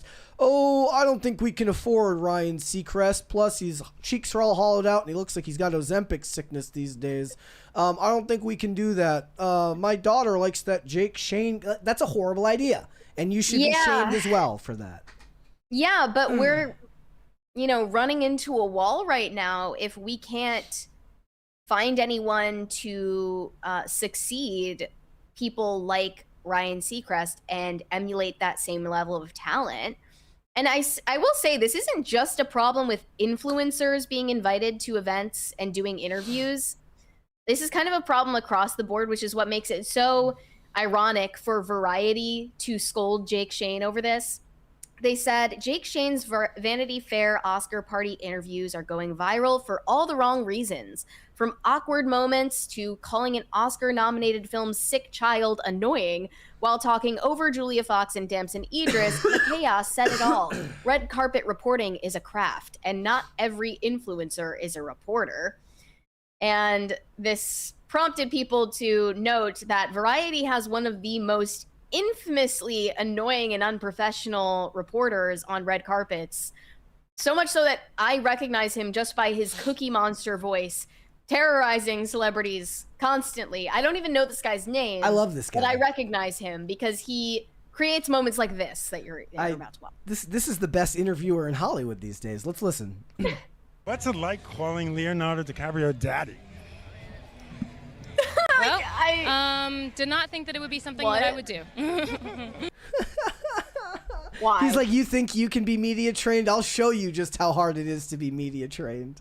Bro. And then this one is one that I reference all the time. Yep. An interview that he did with Chris Hemsworth for Thor: Love and Thunder. Here we go. About his Thor ass. Thor ass. Or what was it like seeing your Thor ass on screen for the first time? Is it your real ass? I had that out in Iraq. Honestly, he threw him a lifeline by supplementing the question. And is it your real ass? Like he actually threw him a lifeline there rather than just leaving him with the awkward one. Oh my gosh! In a Marvel film, it was a very large screen. It was a very big pair of cheeks, and I don't know. I've seen them before. There you go. Handle it like a pro. So it's not like the legacy outlets are sending their best either, as you can tell. Yep. But there is a larger problem. I would just say it's a Gen Z talent drought. I don't think that Gen Z has as much raw talent as previous generations because they live such a frictionless existence and didn't have to develop their own personalities or social skills. So we're left with people like Therapus. How old is Jake Shane? I think he's in his early 20s. So, I mean, there might be an argument here that Carson Daly started on... Look, he probably didn't start on TRL, on Total Request Live. He probably did a bunch of stuff before that that nobody knows or has heard of, right? And they hit their stride when they're in their 30s. These are basically... None of these people's frontal lobes are developed. Clearly not. I think that they just come across as having zero original thought and zero ability to critique the people that they're interviewing in a tactful, intelligent way. I mean, this is something me and you we actually... don't have a Gen Z Barbara Walters, and people say that that's Alex Cooper, but Alex Cooper is like the worst example of what's wrong with celebrity interviews now. She is the only reason she is there as the other party to the interview is to affirm everything that the celebrity is saying. She doesn't challenge them on anything. She doesn't ask them any difficult questions. She's just like, wow, and you went through that hard thing? That must have been like really hard for you. Wow, what was that like? Okay, so there's two... I love your hair. There's two schools of thought. There's two schools of thought there. So the first school of thought is that you're right, that she doesn't fit the bill, right? But there's also such a thing as like style of show. Her style of show isn't designed to be confrontational. This isn't Barbara Walters. This isn't 60 Minutes. The point isn't to hit them with gotcha questions to get them to stumble. The point is to get them to open up more and share more. And as we know, celebrities love and end up getting goaded into sharing more than they probably would like to. As I'm probably going to discuss tomorrow, if my voice makes it, about Jerry O'Connell and whatever the hell that was the other day, as Bill Maher just slaps him down and humiliates him. But the point is that interviewers today's job isn't to ask them tough questions. It's to get them to spew out viral moments. Right. Like in the age of Z-Way, do we really expect a new Barbara Walters? Gosh, that's sad. Like, I don't think that there's anything wrong with some interviews being fluff, but there's no diversity of content now, and we've sadly kind of reverted back to the way things were in like old Hollywood when the studios were in charge of everything. And if you, as an interviewer, stepped over a line and created an unflattering moment for one of the talent, you were blacklisted completely, and you wouldn't have access to any other talent that was underneath that studio umbrella. And this is why these podcasters exist and why they have platforms is to affirm and prop up and do free marketing. Someone pointed out that Jake Shane admittedly edits out moments from his interviews if his guests, or I presume their PR teams, ask him to. Oh yeah, absolutely. If they 20. Thank you. Wait, I can't hear the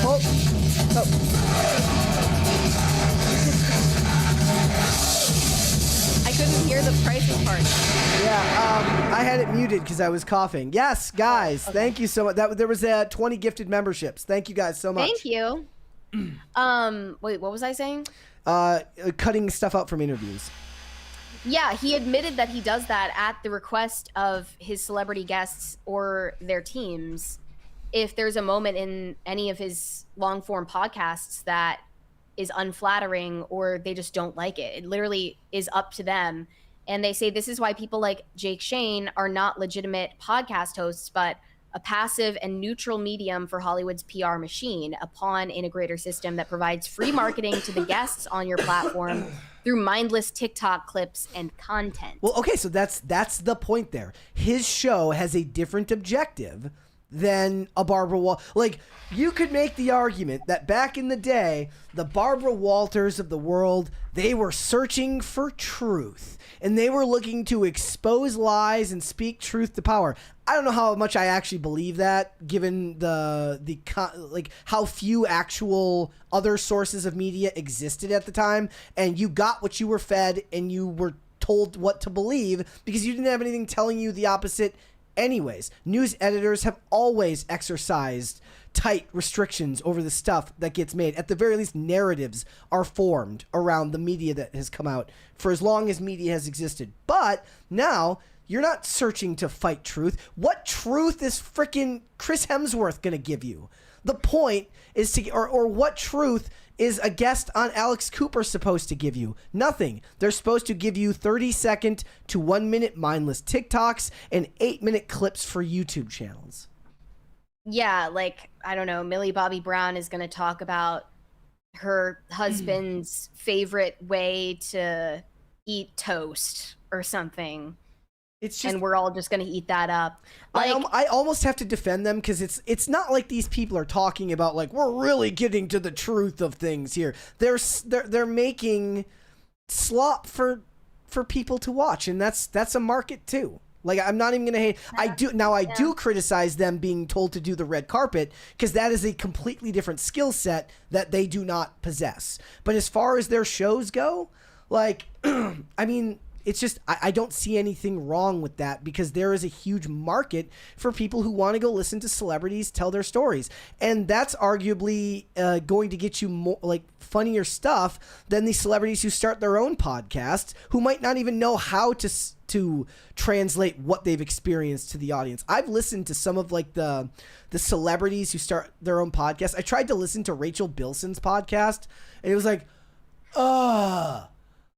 I don't know how these podcasts hosted by celebrities have such large followings because I told you I was talking to a normie yesterday who listens to Dax Shepard's podcast, Armchair Expert, who listens to Call Her Daddy. Look, how many times have me and you done a topic based on something that was said in a Armchair Expert podcast? Plenty of times, and not to mention Alex Cooper. Like, they're like, if anything, me and you owe our jobs a lot of times to these people who give us content fodder because they like effortlessly make themselves look like idiots, right? Well, they effortlessly drag this out of these celebrities. What they're doing is working. That's true. Yep. But I think at the very least, this incident at the Vanity Fair party illuminated for a lot of people that it does take serious skill to interview on red carpets in that specific environment, and the experts at anything make it look easy. So I think it was just assumed that if you plop someone in the room and give them a microphone, well, they can do it just as easily as anybody. Me and you it actually does take experience. It does take skill. Me and you did red carpet interviews one time, and we both were like, what the fuck? What do you ask? Like it's not easy. It's a very specific skill set. Takes a lot of preparation and being quick on your feet, Yep. being affable. A lot of these things are just You have to be skills disarming. that Gen Z possesses in general. Yeah, like let alone in a ones way, that are being watched by millions of people. kind of like what I was saying about like the Ryan Seacrests in the Carson Dailies. They can put you at ease because they look so non-threatening, right? Yeah. And then the Gen Z's there. He's hopped up on Adderall and dabs, and then, like he's not putting anyone on. Oh my at gosh, their that ease. character was so annoying, right? Like, that's not even a question. That wasn't even a question. That was just him acting like they're doing a podcast all of a sudden. See right here, 4Flat Tire says, when Brett co-hosts for Mary, he is much better than Dax Shepard's co-host. Who's Dax Shepard's co-host? I don't know. Who is Dax Shepard's co-host? Look, this was something that people would say endlessly about the Undertaker had a co-host that everybody hated when he had his 6 Feet Under with Mark Calloway podcast. And then everybody missed that guy once WWE bought the podcast and they brought his wife on as the co-host, who would like constantly interrupt and constantly change the topic and stuff like that. So you don't know what you have until it's lost. Exactly. So it's and look, me and you could do better about aspects of that for sure. Like I could definitely do better. There are times where, and I'm sure you've experienced this too, where if somebody talks long enough, you just forget what you were going to say. Sure, everybody has moments like that. So it's not an easy thing to do, to be on the red carpet for them. So it's a skill set, and Ryan Seacrest should maybe teach a class. Him and Mario Lopez. Who is gonna be the next generation's Ryan Seacrest? I'm just not seeing it. I'm not seeing that.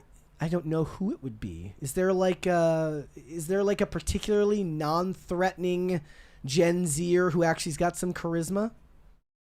We've got nothing. We've got Therapus. Right. Like, this is bad, guys. Okay. All right, let's go. If you have any suggestions, though, please drop it in the chat. Let's go to Superchats. Okay. Greg Duvier said, Brett, did you watch the Boondock Saints yesterday? I did not. I watched reruns of Body of Proof, and then we watched a bunch of episodes of Hallmark murder mystery movies. Yes, we did. We are on our own. I bought the Hallmark channel for $8 a month. That's expensive. No. Just one channel? No, I mean, no, it's like it's got a whole content library. Now, granted, it's not the same size as some of the other content libraries. Yeah. But we're having fun. I'm still getting through my rewatch of a bunch of the old Project Runway seasons, and it's just so wistful to look back on these millennial hipsters who like live in Portland and New York in $800 a month apartments, and they were advertising Saturn cars, and Harvey Weinstein's name is in the credits every episode, and they're saying words that I can't even say on YouTube, on TV, and no one cared. It was great. We got some Rumble rants. Let's do these first. From Broody Gambit says, sorry for the vent, but thanks for the entertainment. I've had to put down 3 of my monkeys in the past week. I've been too busy at work to watch live, but I really appreciate the break you offer. Well, I'm sorry that you've had to do that. That sounds horrible. That sounds awful, but we're glad that we could entertain you. $2 from Shane H. Wilder says, a movie starring Michael B. Jordan as a gay Muslim black he-she in a wheelchair with MS, Elephant Man syndrome, the clap, halitosis, that's bad breath, right? Halitosis is bad breath, and a bad case of acne would have been a shoo-in for Best Picture. I don't know why the clap is what got me. We got some more here. Does that count as a disability? I guess so. Mr. Bledsoe. I didn't see that. I didn't see STDs listed in the DEI quotas, but maybe that should have been there. Mr. Bledsoe says, you know that he called the doll Rashonda just to get the black woman's reaction. Guess this was offensive to YouTube because I couldn't send this. Yeah, I mean, it was an offensive thing to say, and he very clearly did it on purpose, which is why she looked angry, and rightfully so, when on top of the fact that he just looks like he's wasting your time. It's funny if he actually rented the place, though. Like, he's like, look, I'm not a monster, and he actually puts down the first and last month's rent. Tiffanel says, you don't need a Joss Whedon style. In reality, you need whatever will get a true audience. Yes, Joss Whedon is awesome with emotion and dialogue, but he also respected talent in male and female attractive. I think he meant attractiveness. Yeah, but Joss Whedon shows, well, all that is important. Joss Whedon shows and his legacy is based on his dialogue and his style of show. So when I brought up Buffy the other day, we brought up pop culture references and, in snappy dialogue where they turn words and, where they turn nouns into verbs. And then when we talked about Firefly, we talked about the weird jokes, the fake swear words and the transatlantic delivery, which had a Western twang to it with its score. So it's so funny because Joss Whedon is one of the most recognizable writers in Hollywood. So of all the people to try and bring back, out of all the shows to try and bring back without its original creator, that might be the worst to do it with. When you say turning a noun into a verb, do you have an example? I can't think of anything off the top of my head. Because I don't remember that. Or adjectives into verbs. I'll explain it. Somebody in the chat will know what I'm talking about. All right. Not that John Stewart said should have had a meh option on the survey. Wait, what was the poll today? Oh, I put up a poll. I said, which trailer did you like better? Spider-Man Brand New Day or Dune Part 3. So far, it's pretty split. Spider-Man Brand New Day is winning, but just 53% of the vote. Everyone seems pissed about the new Dune trailer on Twitter. It was very meh. Like, it just... I loved the score. Whatever the freaking music was great. But the rest of it was just like... I mean, it's mostly just... exactly what you expect from Denis Villeneuve, which is like really, really well done wide shots, landscapes, and drum beats for the trailer. So I didn't watch the first Dune before watching the sequel, which makes me an idiot. But I went through the whole thing not understanding anything that was going on, really. And to me, everything about Dune as a franchise, it just seems like such a male-brained thing that I will just never appreciate or understand. And that's okay. They should have their own thing and women will have their things that they like. But to me, I just feel like I'm never going to get it.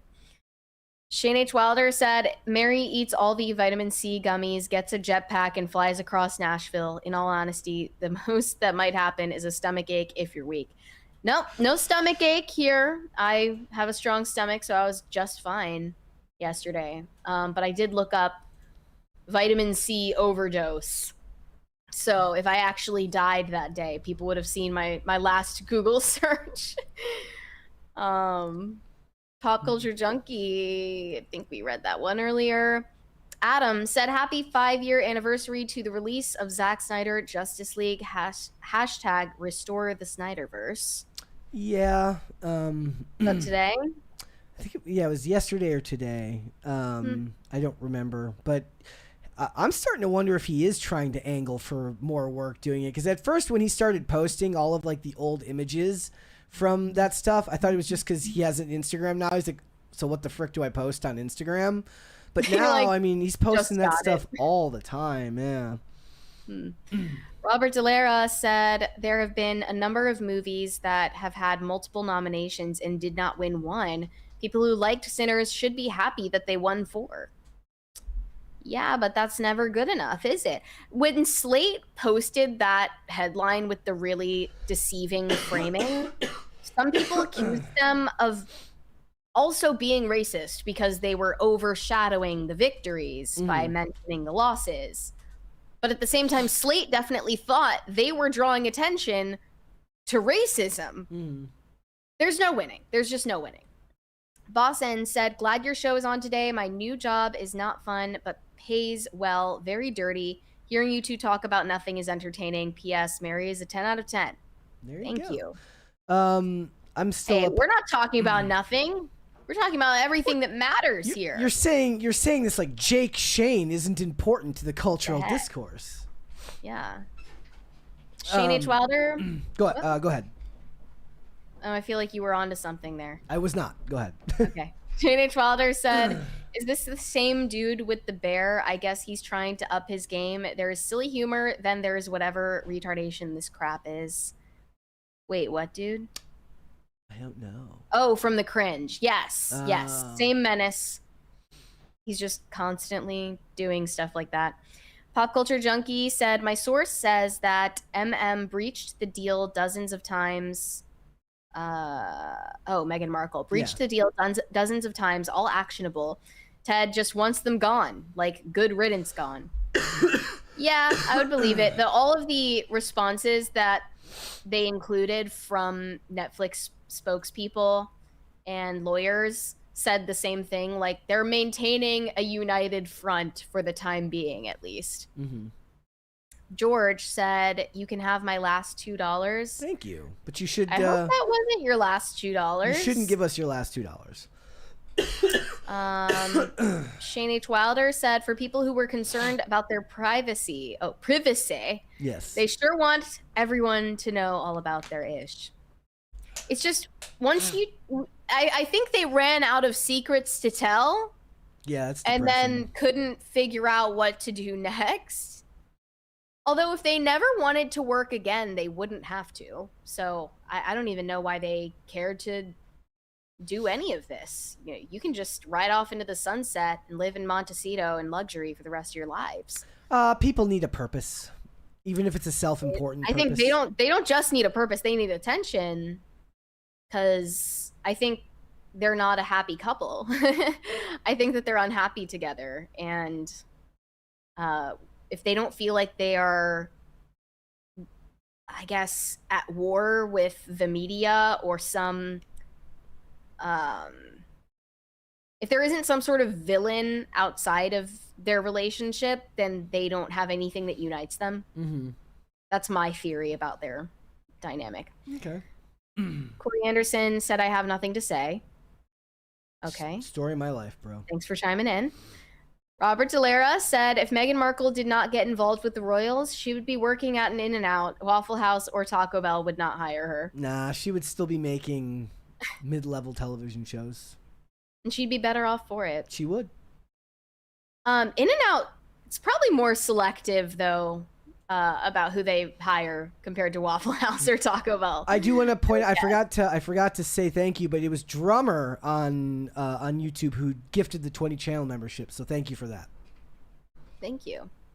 Shane H. Wilder said, Brett, we are classy around here. Say Warner Brothers is the town bicycle. Everybody gets a ride. That's what it feels like. I was gonna say that, but I was just trying to help you, like, I've got too much brain fog go off today. moment out of your system. Adam said, I recently finished watching the first season of Night of the Seven Kingdom. Pendragon Cycle, Rise of the Merlin is so much better. That's interesting. You should do a compare and contrast review. Had you heard of the former title? Yes. Because I have never heard of it. Oh yeah, most of the a lot of the people in the space who really like high fantasy are watching it and liked it a lot. You mean Pendragon or the previous? The previous one. Oh, okay. Corey Anderson said, aw, Goatly. What? I don't know what that means. Pop Culture Junkie said Zaslav. Oh, read that one earlier. Corey Anderson said, Dorothy Mantooth is a saint? Wait, what? I don't know what you're talking about. Pop Culture Junkie said, Warner Brothers stock price went up as debt went down. Duh. Yep. And that's an Anchorman quote, by the way. Oh, I've never seen Anchorman, so I don't know. You should have said that when it came up. I had to look it up. I haven't seen Anchorman in years. I was like, that sounds familiar. It came out when I was like 9 years old. Will Ferrell comedies wasn't allowed to watch it. Will Ferrell comedies were in general weren't really my thing, but comedies were never really my thing. I do love Office Space though. Koski said, "Is Brett a furry?" Yes, of course. Duh. Makes perfect sense. I would love to know what the evidence is for such a suggestion. It's That's insulting. Shane H. Wilder said, Jake Shane using my Christian name for his surname offends me. His actual surname is Roshkow, gay. Oh. Oh. Well, that's not a very TV friendly name. Is Jake Roshkow. That sucks. Yeah, it doesn't roll off the tongue as easily. Although I never understood why Jay Shetty went by his real name, because Shetty just sounds like shitty. I don't. I mean, he probably got made fun of growing up, so he's like he's like reclaiming it, and he's very successful, so that makes perfect sense. Robert Delera said every reporter at award shows asks the same stupid questions and are just as obnoxious as most of the people they interview. I think that when they're really good at it, you don't even notice that they're there almost. Like That's literally the point. They are an interlocutor, but they fade into the background and they bring out the best in the person they're interviewing, and then you don't even remember what they said. But when they are annoying, they're really, really annoying. I just have I found that Variety interviewer so annoying that I almost became a fan. That's what I said. Yeah, like he won me over. Yeah. Eventually, it took a long time, but he won me over. Shane H. Wilder said all these red carpet reporters are lame. ... and gay. Yeah, that last one especially, very gay, and unashamed of it. Adam said, okay, you guys are on the red carpet right now interviewing Chris Hemsworth. Go. How does it feel to what is it? He has like the precursors for dementia or something like that. I forget what it is. Oh my gosh, that would be horrible. Just immediately kill the vibe. Actually, I would ask him why the hell it's taking so long to make Extraction 3. Well, you have to rewind back to when Thor: Love and Thunder came out. Ask him about Thor: Love and Thunder. I would ask him, did any part of the making of this movie convince you to get a pet goat? Did Christian Bale yell at anybody with obscenities and swear words? Do you think that Michelle Pfeiffer has aged poorly? Is the Incredible Hulk the one character that we'll never get a solo Marvel movie out of? Is it real ass? And is it real ass? Were you wearing a wig, or were they extensions? Adam is Taika Waititi the most annoying director in human history? Pop Culture Junkie said, Mary, I'm stealing frictionless existence. I can't be the one who came up with describing it that way, but sure, I'll take the credit. Fine. Koski said, it's strange how video games make quadruple the money movies do and only have one major award show. I mean, maybe the people involved in making those games are not as narcissistically dependent on affirmation as the people in Hollywood. But that's just a guess. Shane H. Wilder said, Brett needs to get better for tomorrow so we can see Olivia's hair. Yes. What's going on with Olivia's hair? When Olivia was on last time, she set a goal where if they got a certain amount of crisis parties, she'd dye like the tips of her hair. And what color? She accidentally set the goal low. It was supposed to be 5 crisis parties, and she said 3, which they got 2 quite easily. And it's pink. It's at the tips of her hair. Oh, and I'm surprised that people wanted to see that, because one time I posted about thinking about going pink with my hair, and everyone was like, "Don't become an SJW." And well, it wasn't the whole hair color, to be fair. And again, she set that goal really low. Like that is, yeah. She said. I mean, she must have really wanted to do it. She didn't. Right? She said 3, and I even looked at her. I'm like, 3? Okay. You sure about that? She's like, yeah. Afterwards, she's like, crap, 5. But you can't walk that back after you've said it. Once you've said it, it's law. So look, I don't know about tomorrow. I know that Libby hasn't been feeling well either, and Libby was supposed to be on the show, and my voice is honestly, I was hoping my voice is worse than it was on Monday, so I was kind of hoping that my voice would be better today. So we're gonna have to wait and see what it's like tonight, because it's possible that we may have to just come back on Friday. I don't want to do that, but like me like me and you together is different than when it's people who this isn't their job. Like I have to lead those conversations, and I could end up losing my voice worse. So we'll have to wait and see till tomorrow. But if not, like I said, you'll get a chance to see. She's waiting. She didn't want to post a picture on social media because she wanted to do it spoil the surprise. Yeah, she wanted to do it in studio. So she had to diet twice too because the first one didn't really take that well. It wasn't like it was there, but it wasn't very noticeable, and it probably wouldn't have shown up on camera. So she had to do another round. You could have given her a cheat code though, because there are like you can get a conditioner that will dye your hair, and it comes out after like 5 washes. So she could have quite easily. Shane H. Wilder said Mary needs a talk show called Chillin' with the Normies, where she just drinks Starbucks and chats with normies. I'd watch it. Okay. It would be interesting to. Your bit rate is like going way up. We're gonna lose you, I bet. Oh no. If we lose you, we're not doing outros today. I'm just gonna. Oh nope. Looks like we're going back down. Is it back down where it should be? Yes. If we lose you, we're just gonna move on. But it looks like it's fine. But I thought we were gonna lose you for a second there. What happened? I was just saying it's would probably be interesting to watch me in that environment, like pretending to be one of them. Mm-hmm. When people ask me what I do for a living and I say I'm a podcaster, I kind of change the subject relatively quickly, because if they look up the show, they're gonna see all of our thumbnails, and it's just not the best first impression. I like this channel, and I love our thumbnails, but not a lot of people do. It's not for normies. No, it's not for normies. Maybe it will be one day, but not yet.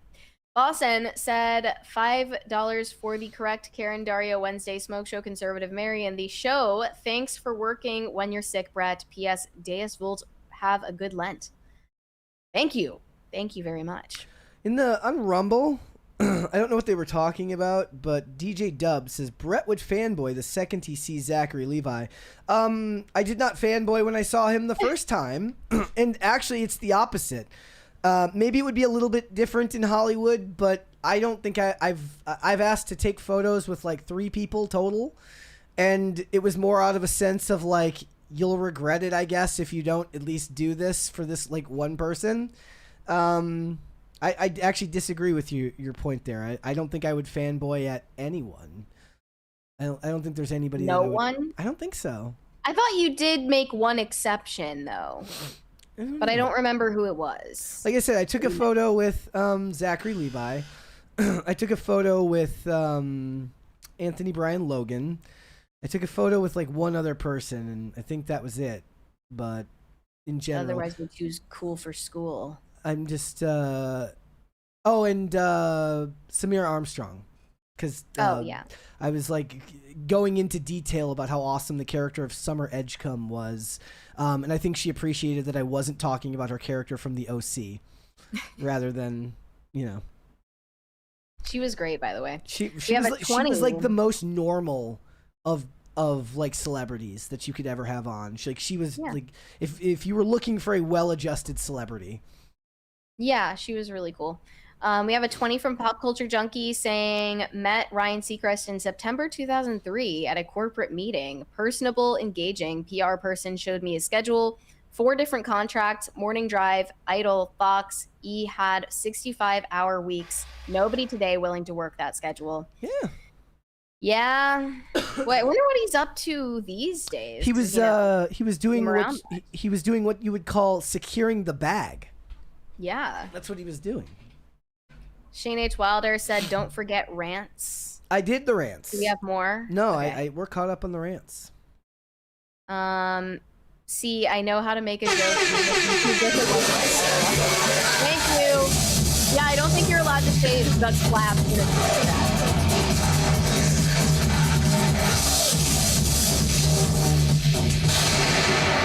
So it says 2, but it's technically the 3rd today because of the memberships. Correct. Nice. Corey Anderson said, oh, I'm not going to say that. Okay. Anyway. Yes. Well, moving on. Well, technically he didn't say the word, but okay, we're good. Go ahead. Okay, are we back to normal? Yep, Robert DeLaro. Unless you wanted to read the previous one. You're free to do that. Fist can be a verb. Yes, it can. There you go. Robert Delara said, Mary, at the end of every show, you ask the audience to help you get TikTok famous. Can you provide an update on if you are getting close? Yeah, what is it? What are the metrics to be considered TikTok famous? Well, my peak on TikTok was 18K, and then I got banned. Okay. And don't let TikTok hear me say that, please. But currently, my goal has been to surpass 10K, and I haven't so far. That's great. How often do you post on there? Like, you're huge on Twitter and Instagram. I don't post on TikTok as frequently as I should, but I feel like it's harder to go viral on TikTok than it used to be, and I find it way easier to get views on Instagram. I don't know why. Interesting. And I have had at least a handful of videos deleted by TikTok, and they're much more censorious than Instagram is, which you would think is the opposite, but it's pretty bad. They kind of just use an algorithm to censor people, and they don't get human review. Shane H. Wilder said, Olivia is egg. If you know, you know. It was something I if saw. If you know you. I saw this on X yesterday. I have yet to ask my wife what that actually means, but I'll ask her tonight. It's IYNKY, which is if you not care, if you not know you. Yes. Okay. I'm assuming this is something Discord related, but I'm not sure. Probably. I thought you would be in the loop at least. I should be, but I'll have to ask her tonight. Alejandro Reyes said, honestly think Brett sounds cooler like this. Oh, don't tell him that. I mean, I know that. I definitely, I would love for my voice to sound like this all the time. The problem is it actually hurts to talk like this. And it's the longer I do it, the more it's going to delay getting better. Like I said, we may have to reschedule tomorrow. I don't like doing that to you guys, and I don't like missing days. I despise not working on days when I'm supposed to be working. The only time I've ever made exceptions where it doesn't feel that way is if it was like when when me and Olivia were traveling for wedding stuff, and I had to take days to go and do that or go see her family and stuff like that. At least I was then doing something with my time that day. It is impossible for me to not be at work and just sitting at home. I feel like an alien. I feel like it's an awful feeling. Like yesterday I was sitting there and I'm like, I could probably go in. Like that was me. That was my voice in my own head. Yesterday, and I woke up feeling way worse yesterday, but felt better a little bit as the day went on. Today I woke up feeling better, and it felt worse as the day has gone on. So okay, well, that's probably a good sign. Shane H. Wilder said, damn it, Corey. Yeah, I guess that's the last super chat. Nope, there's one more here from Shane H. Wilder. He says, Olivia covered her head in a hoodie and looked like an Easter egg. Oh yeah, probably on the Discord show so you couldn't see her hair because she's hiding the hair. Oh, I get it. That makes perfect sense. She's committed, guys. She is committed. With the drawstrings pulled all the way. Love it. Love the commitment to the bit. Also, I want to finish the poll here because I am interested to know what the answer is. And it looks like Spider-Man wins with 52% of the vote. And weirdly enough, oh my gosh, it actually equals out to 100% for once, 52 to 48. That's never happened. No, it never. It's always like 53 to 49 or something weird like that. I don't think that's like ever happened. Nice. Chief Corey Anderson says, I already consider you two famous. I meet Tim and Phil in DC. Brett, you were talking to someone, so I just shouted, I love the show. I didn't want to interrupt your convo with the other guy. You're always welcome to come up and say hi to it's really funny.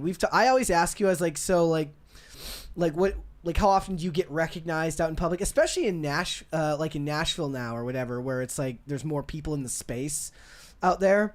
And so far, like Olivia got recognized in like they like that recognized and knew me at Target, and I thought that was hilarious. Where I wasn't there. I had a funny experience recently where someone came up to me.